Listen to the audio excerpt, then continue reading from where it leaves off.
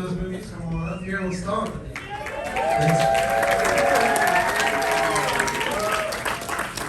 Thanks so much for coming. More than half of those were world premieres, or New York premieres, so you're the first audiences to see more than half of those. Those are good. I would say, last night as we watched these good filmmakers come on, I had a nightmare last night that I was here right now and the screening had just happened, but there was nobody here. There was like 20 people here, and the movie, let's get on both sides, the movies that have been showing were not the ones that I picked, and I didn't like them, and I'm very, very happy to see that the ones that I did pick and the ones that I did like actually did screen. It was just a nightmare. So great, look how many people we have. Wonderful. So let's give them a round of applause.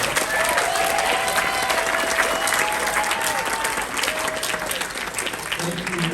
So let's go down, let's start here and introduce who you are, what movie you made, and the movie that you've seen the most in your life. Oh, God.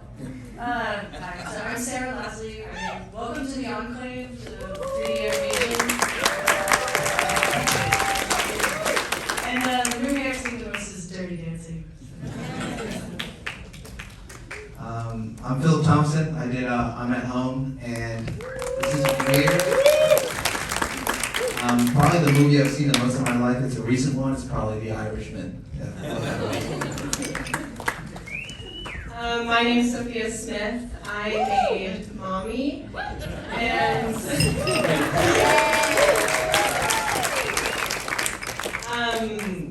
the movie I've seen most of my life is Clueless.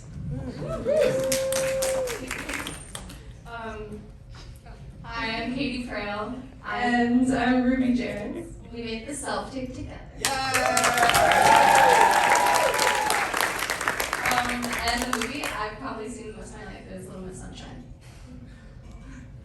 Honestly, mine is The Labyrinth, like the David Bowie movie I've seen. Selection. My name is Raymond Knudsen, and I made Prep. I saw The Dark Knight when it first came out way too many times in theaters. I'm Josh Whiteman. I'm the horny kid. I think I've seen either The Mask or Dumb and Dumber the most in my life. My name is Sam Dinnerstein. I made Valentine's Day. The movie I've seen the most is probably Desperately Seeking Susan. Hey, my name is Guy Kozak. I directed Modern Man. And the movie I've seen the most is probably Small Soldiers or Broken Arrow by John Woo. Hi, I'm Caroline Yost, And I'm Ian Faria. and we're two people from the group Simpletown who made the movie La Piscina. I've probably seen Austin Powers for the first one the most, and maybe Oh Brother Where Art Thou. It's close second. Dazed and Confused. Okay, so let's talk about the origins of these projects. Why did they start? How did they start? What was the seed? Why did you make it? These kind of questions. Where did it begin? Girl. You were starting with me. Okay, let's do it. Well, we're in a group, a comedy group, Simpletown, and we're always making new stuff with each other. I love the way my voice sounds in this room. I'm like, you right? It's both the back wall is both absorbing and projecting the voice back to me. Do you have something interesting to say about this? I was going to say that when we made this, we knew we wanted to shoot a movie at a pool. Yes. And that was along with a movie in a desert and a horror movie. And when we shot the horror movie, we didn't shoot the desert movie. Yeah. This is the pool movie. Yeah. How do you feel like your voice sounds? I don't fully get it yet. I'm still wrapping my head around it. Yeah. Perfect. Yeah, but then we found out that, or like in LA, everyone makes movies at pools. worked out is that our movie, like, we had all these production challenges that led it to be like raining and shot in upstate New York, and so it has its own flavor. The rain was great. Yeah, that was cool. Yeah, it began and ended with rain. Is that the same day? Filming? Yeah. No, actually, those were different days. The first scene, actually the last scene we shot. I'm loving. Yeah. Yeah. What do you say, guy? How did yours? Yeah. So John Reynolds, who stars in this one, wrote it, and we've been talking for a while about trying to make something together. And he sent me this one, and we talked about it. It was really cool, and it seemed like something that was super feasible on like a small scale. So we just sort of picked a couple weekends and shot little parts of it, and yeah, it went from there. We were trying to do something that was funny and silly, but also like trying to make it look really good. You know, that would kind of add a funny little like aspect to the whole thing. That's not always, comedy type stuff is not always, the visuals aren't, oftentimes as focused on as the comedy, so it's good to have both. Yeah, it was a real fun thing to shoot for.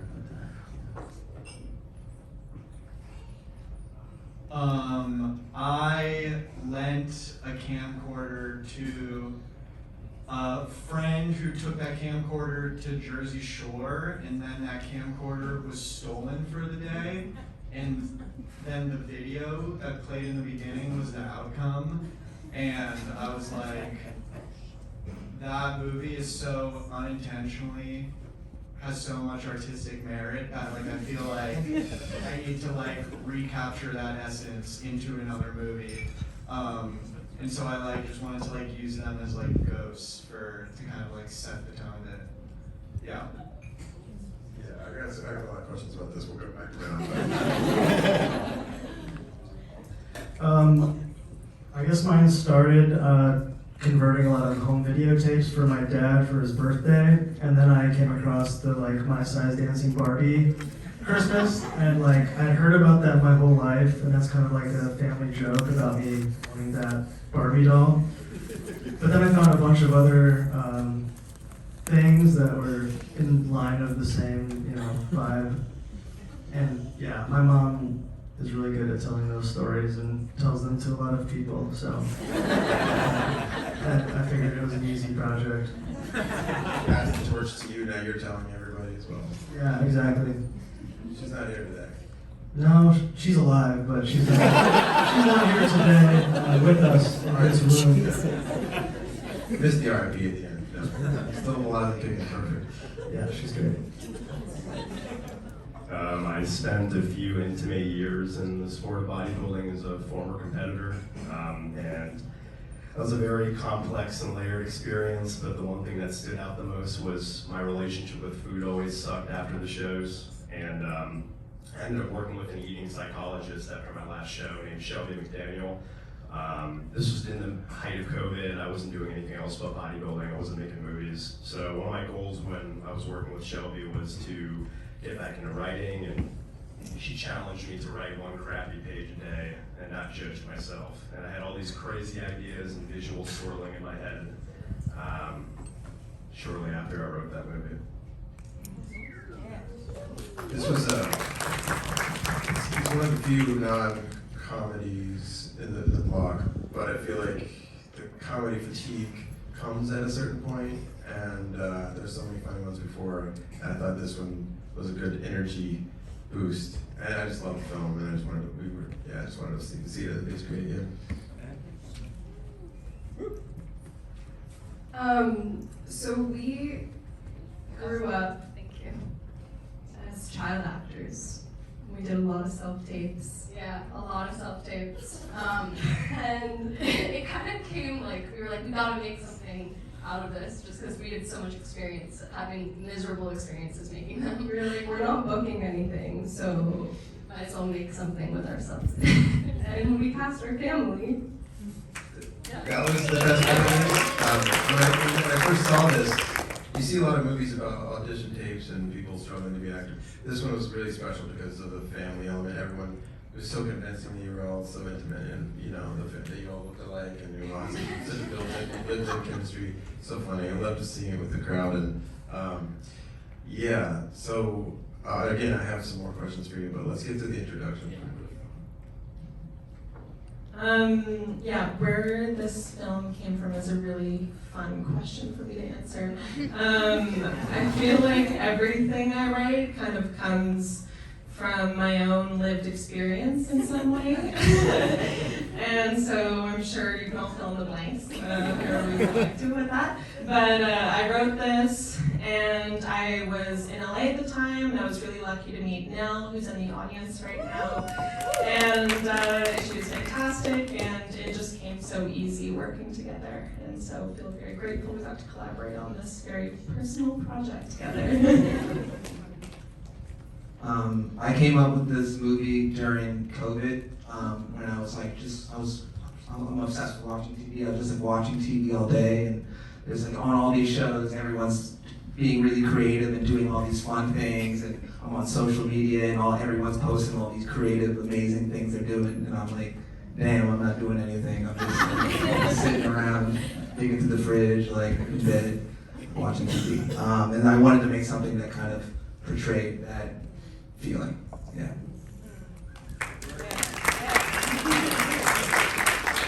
So mine was also a COVID project. I had to cancel a location shoot, and I was trying to teach myself 3D modeling and learn Unity. And I was like, I will learn it by building a set. And then I've worked with Brennan Pallucci, my collaborator, brilliant director, choreographer, performer, actor, improv genius. And so I wrote her in and was like, can we just write this? But I won't have anything to show you for a couple years. So literally we had finished all the shooting. We did 3 rounds of shooting over the 3 years, and she didn't see any of the destruction until like just 3 months after it was done. So I was also really interested. My mother became obsessed with the metaverse, and I was like, you don't know what that means. So I thought it would be funny to move my mom into the metaverse, and she's like from Kentucky, really earnest, like Christian woman, and like, what would it be like for her to like hold it together online? Because my brother, who's 10 years younger than me, is like a meme lord. So it was kind of, my brother helped me with like the trolling, and I would like talk to my mom about like what she thought the metaverse was gonna be like, and the movie kind of was in the middle. So. Let's stay here. So, by the way, when we go through this round, if you have anybody else in the audience you want to shout out, do it at the end as well. Okay, so this is your voice. You're singing that song. Oh, yeah, I'm also the reigning karaoke league champion of Bloomington, Indiana's competitive karaoke league. Karaoke? Very beautiful song and great voice. Congratulations on that. Yeah. Thank you. I want to get that isolated track. I just want to listen to it. You could just Google karaoke Carly Simon coming around again. It's the first hit. So talk a little bit about the animation style and sort of using these tools and not the way that they're intended, and sort of like the chaotic, the way they use it, and sort of this, disintegrating kind of fashion where the people are running in air, and they're not. This is not how the tools were built to. No, but I'm really obsessed with so that when you have a 3D model and you're inside of it, it's invisible, and those are called its normals. And that's so in video games they don't render the inside because that would be a waste of processor power. So this was 2020. I was thinking a lot about whiteness, and I was like, man, like normals are like whiteness. When you're inside of it, you can't see it. And so I thought also these like earnest Southern white women. I was living in Texas at the time. Like how could I like make the normals like sort of a surrogate for their resistance in a way? Again, having a lot of conversations with my family at the time. So I built the neighborhood and I modeled every single like little piece. I smoke all the weed, so I was just like, we need a semi-precious gemstone here. That was everything. And by the time it was finished, I don't know how to do it the right way. So it took like a mega computer to render it out. So I had to get the University of Texas to buy this like really expensive computer so I could even like get it out of the software. And then I was moving. I live in California now. I was moving to California and I had 1 month left with the computer. So I just plugged in a lot of like code that would randomize the sort of nature and would kind of randomize the trolling. And then I did like 8 passes of it and picked my favorite. So it was kind of nice because I was in a chaotic displacement, and then the algorithm is what did the chaos. Yes. It's very one of a kind, yeah. It's a very beautiful piece. Okay, so I'm at home. Talk a little bit about where the decision to set it, like sort of a kids' TV show. Like, how did what was the inspiration to build it there, and like how did you go about visualizing that as the centerpiece set? I want to take a moment to shout out 2 people who are in the audience real quick. My editor, my friend Michael Friedman, who's here, and my main collaborator, who I couldn't do anything without, the DP of the film, Aiden Cronin, is also here. He's a genius. So I wanted to do something about kind of someone who lives in a TV show and is kind of like a weird reality where you don't know like what their life is like outside of the set, if they live off of the set or not, and like the nature of what it's like to perform in front of a camera versus kind of what their life would be like after the cameras were off and how they would actually feel. And so I kind of wanted to build a set to kind of portray that fake reality that is in all of our TV shows that we watch. And yeah, it's like, it just feels weird. I forget the rest of your question, but I can answer that. Yeah, that's exactly what we're at. So, okay, Mommy? Yes, sorry, she's over there. Shout out to her, yeah. So this is a very, so awkward. This is, I feel like this thing is about, it could be pretty funny, or it could be really funny, which is what it ended up being. I think it's all about the execution. It's all about the casting. I would think it's all about the casting and the rehearsals. Was there rehearsals? Like, how was the casting? Was it difficult 2 people to put together? Were there trial and errors in terms of finding the right people? And how did you get their tone correct, the way you envisioned it? It was actually so seamless. I was very lucky with how it went. I met Nell. I wrote this and I was telling my friend Beck about it, and I said, do you know any actors? Because I was just visiting LA at the time. And I said, yeah, my friend Nell, and I showed it to Nell, and she was like, yes. And I was like, okay, like if you're super down for this, that's awesome. And I said, do you know any actors? And she said, yeah, Robbie. And then we did 1 rehearsal together, and I was like, you guys are perfect. Like, what? This was so simple. And we did a couple rehearsals, but it was honestly the first time in my life where casting and rehearsals were just like kind of just so serendipitous. It took almost no effort. These 2 were so incredible. Yeah, well, it's good when it's easy, when it comes naturally. Yeah, a lot of times it's a good sign that it's going to work. You don't have to overthink it. But yeah, the casting, this is perfect to move on to you guys in terms of casting and naturalness. And I guess it wasn't very difficult for you to find this cast, put you guys together. By the way, I think you should send this movie as your audition tape from now on. Just like, don't worry about making any new tapes, just send this is the tape. Yeah. But it seems so effortless, and it looks so easy. Was it easy? Was there anything that was actually surprisingly challenging to get this right? Yeah. Well, we had no crew. Yeah, it was just us, so there were a lot of technical issues. This is our first time ever behind the camera making a film, so we were kind of figuring it out as we went on. Yeah, I mean, definitely there was a lot of there's a learning curve. We're also doing it with our family, which is super fun, in our homes. So it was kind of learning on the go and kind of getting things, I don't know, luckily we, all support each other, we support each other, so yeah, that made things easy. But full disclosure, there's a scene in it where there is no sound and my crying. We had to figure out ADR, yeah. We didn't even know where to start. But yeah. I love the she pushes record when it's not supposed to be recording. And on the big screen you can really see that she just pushed stop right there and then goes back up. Wonderful, yeah. Yeah. For the questions, I think it's a perfect movie, and obviously, congratulations.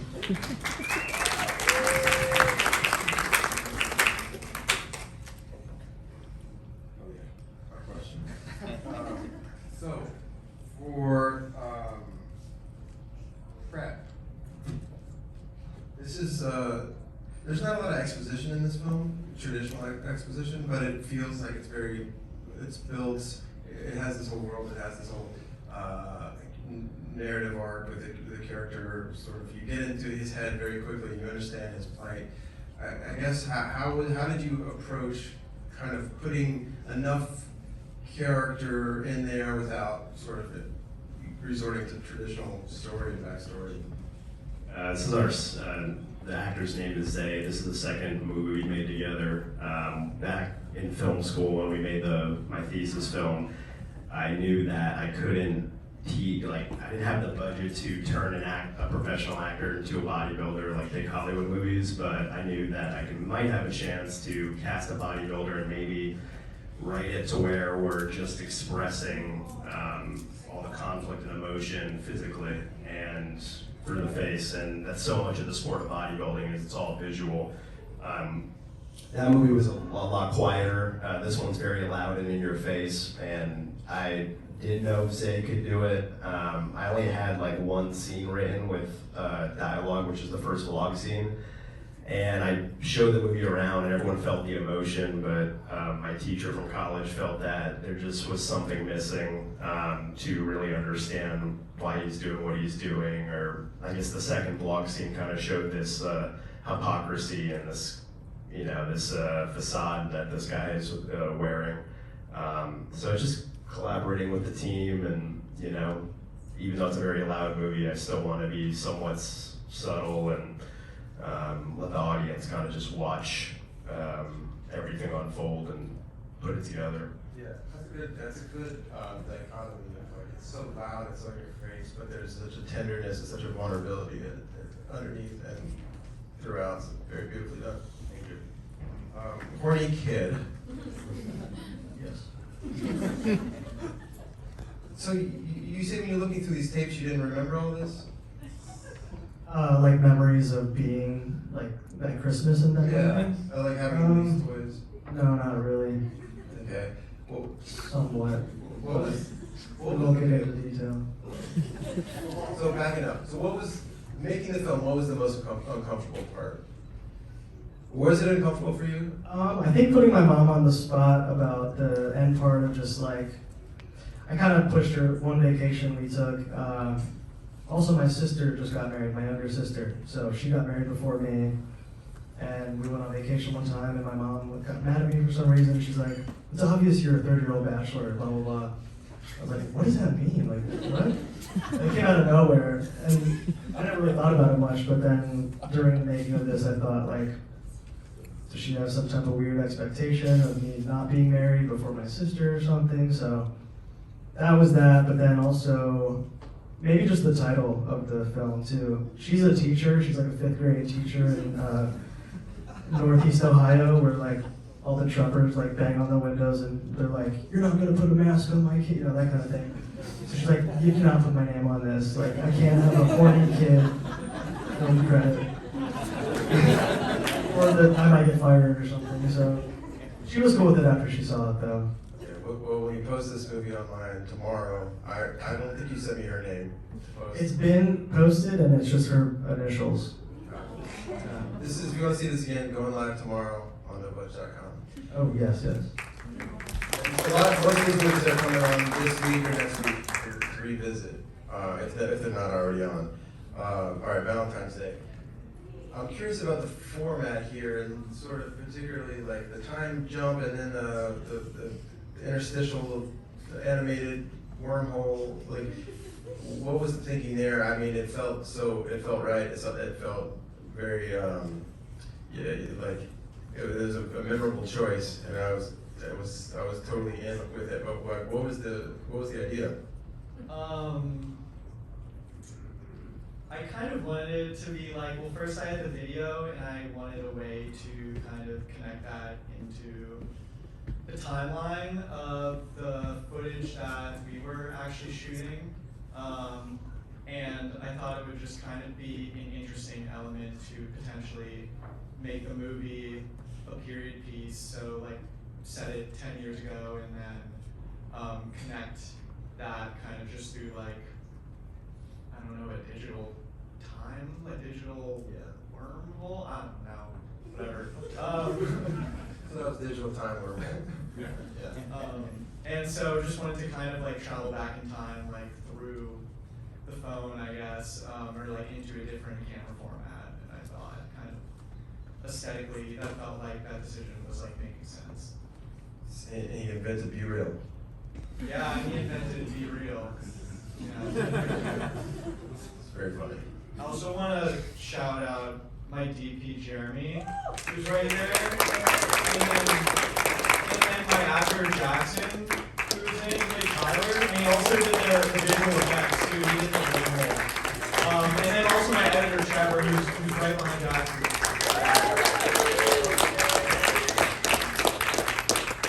So, Guy, with Modern Man, we'll talk a little bit about the process of getting the script, working with John, whittling it down. Was there any whittling down, or was it kind of exactly the script as was? Was there bits that you loved that you had to cut out for various reason or so, and why? Go. Yeah, there's definitely not a lot, but there's definitely some whittling down. The process of shooting it was pretty fun because John's really good on camera and he's really funny all the time. So it was almost like almost more like making a documentary kind of, like I was following this guy around the city. So we ended up with some good stuff that I was remiss to have to get rid of, but in talking about the edit, one of the big things we kept coming back to was just like finding a really good pace for the whole thing, especially because there's like a lot going on. So we felt like in a way that was kind of like a big ask for the audience to like go with us down all these tangents and stuff. So like really in the edit keeping the pace like quick when it could be quick and really being specific about the moment. So there were a couple like jokes that I loved, a couple jokes that John loved, and in some cases they would be like a little redundant with something we already had in there. So that was like the editing process, and yeah. So I love it. And then how did the stunning freeze frame conclusion shot? How did it just? So yeah, another thing we decided to cut was like a really earnest love scene between those two characters that we have at the end, and John and Devin, who plays his love interest, both basically improvised like an incredible romantic comedy scene on the first take, but it just felt better to kind of leave it a little open, and then have this kind of fantasy sequence play out in the credits. Love it. All right, we're gonna close it out with Basina. Basina, talk a little bit about your spray tans. I got the spray tan. Yeah. Yeah, we went to a place in Park Slope tanning or whatever. Will Needman, who's someone here who's in their group, he got 8 layers of spray tan. But then we learned from the spray stylist or whatever, the tech, I don't know, the lady who did sprayed us. She was like, it doesn't really make that much of a difference like after 3 coats. And so then we were like, oh no, what's Will gonna look like? But then he looked fine. But we really wanted like Donald Trump style spray tans, like really orange. But you know, these days the technology, it's just so good that it looks pretty natural. You know, so. It's a little worse. Yeah. Do you have any more questions? No. So Ian was it? Well, do you have anything to say about spray tan? We're running dangerously low. Of course, yeah. No, I didn't get a spray tan, so. He wasn't there. Well, we're going to continue this conversation down at the bar, second floor. Come on down. Thank you so much for coming.